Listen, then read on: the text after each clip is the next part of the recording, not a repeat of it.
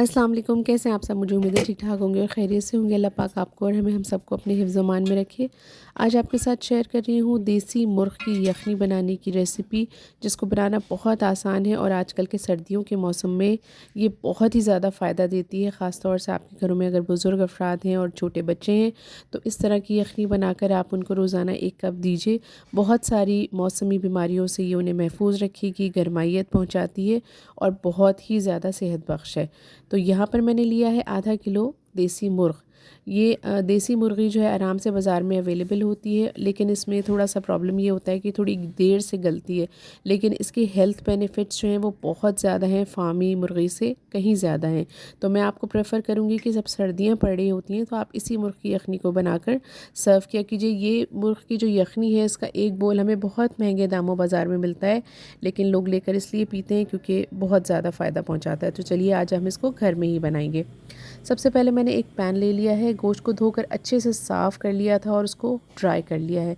Pan में मैंने डाला है 1/4 कप ऑयल, यानी कि तकरीबन टेबलस्पून में मेजर करेंगे तो 3 से 4 टेबलस्पून होगा। और फिर उसके बाद हमने इसमें डाल दिया है ये अपनी चिकन और इसको हम तकरीबन 1 मिनट तक बिल्कुल लो फ्लेम पे सौते कर लेंगे। इसको इतना कुक करेंगे कि इसका जो कलर है वो अच्छे से चेंज हो जाए और इसका जो अजीब सी थोड़ी सी स्मेल इसमें होती है वो निकल जाए।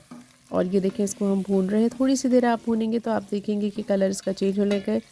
चूल्हे की जो आंच है उसको बहुत तेज़ मत रखिएगा, लो टू मीडियम फ्लेम आपके चूल्हे का होना चाहिए, तभी आपको अच्छा रिज़ल्ट जल्दी मिलेगा।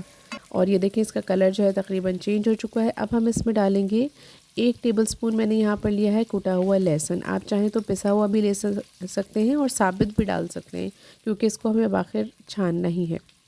उसके बाद 1 टेबलस्पून हमने ले लिया है अदरक, ये भी कुटा हुआ लिया है। एक दरमियाने साइज़ की ले ली है प्याज, वो शामिल कर देंगे और इन तमाम चीज़ों को चिकन के साथ अच्छे से भूनेंगे तकरीबन 1 मिनट तक लो फ्लेम पे। ऐसा करने से जो अदरक और लहसुन का पेस्ट है उसमें आपका चिकन जब भुनेगा तो थोड़ी बहुत भी जो हल्की सी इसमें महक होती है वो ख़त्म हो जाएगी और आप जब सूप सर्व करेंगे तो ज़रा सी भी बच्चों को ये फीलिंग नहीं आएगी कि कोई अलग सी चिकन वो जो है वो आज खा रहे हैं या पी रहे हैं। तो जनाब अब इसमें ले ली है मैंने 1 टीस्पून साबुत काली मिर्चें, वो चली जाएंगी। इसके अलावा हमने लिया है 2 दालचीनी के छोटे-छोटे टुकड़े और 1 साबुत बड़ी इलायची काली वाली, वो भी हम शामिल कर देंगे। 8 से 10 हमने ली है लौंगे, वो चली जाएंगी। कुछ ड्राई मसाले इसमें जाएंगे, जिसमें मैंने लिया है 1 टीस्पून नमक। नमक आप अपने हिसाब से कम या ज़्यादा कर सकते हैं। हाफ़ टी स्पून मैंने ली है हल्दी। हल्दी बहुत अच्छी होती है सर्दियों में, हड्डियों के लिए तो बहुत ही मुफीद होती है। इसका इस्तेमाल आप अक्सर खानों में थोड़ी ज़्यादा क्वांटिटी में किया कीजिए। 1 टीस्पून मैंने शामिल किया है सफ़ेद ज़ीरा और अब हम इसमें डाल देंगे बहुत सारा पानी। आधा किलो चिकन की मुनासबत से मैं यहाँ पर तकरीबन 4 से 5 कप पानी डाल रही हूँ। ये मेरी 1.5 कप की मेजरमेंट का जग है, तो ये मैं 4 डालूँगी। तो ये हो गए तकरीबन 6 कप पानी। तो ये 6 कप पानी इसमें जाएगा, क्योंकि हमारी जो मुर्ग़ है ये देर से गलती है। देसी मुर्ग़ी हमेशा जो ज़्यादा टाइम लेती है, तो आपको ज़्यादा क्वांटिटी में पानी डालना पड़ेगा ताकि आखिर में आपके पास अच्छी क्वांटिटी में स्टॉक जो है वो बच जाए। तकरीबन इससे आपके 2 से 3 प्याले सूप के बनकर रेडी होंगे। अगर आप ज़्यादा बनाना चाहें तो आप इसमें पानी की क्वांटिटी बढ़ा सकते हैं। ये देखिए ये पकते हुए इसको तकरीबन 45 मिनट्स हो गए हैं, लेकिन अभी भी ये गला नहीं था, तो मैंने दोबारा रख दिया है। और तकरीबन 1 घंटे 40 मिनट में मेरी जो है यखनी ये बनकर तैयार हुई थी, क्योंकि मैंने देखा था कि इसमें गोश्त जो है वो अलहदा होना शुरू हो गया और ये बहुत अच्छा सा गल गया। जब तक ये गोश्त गले नहीं और हड्डियों से अलहदा नहीं हो, आपको इसको पकाते रहना। और आप देख रहे हैं माशाल्लाह से इतना शानदार सा इसका कलर आ गया है।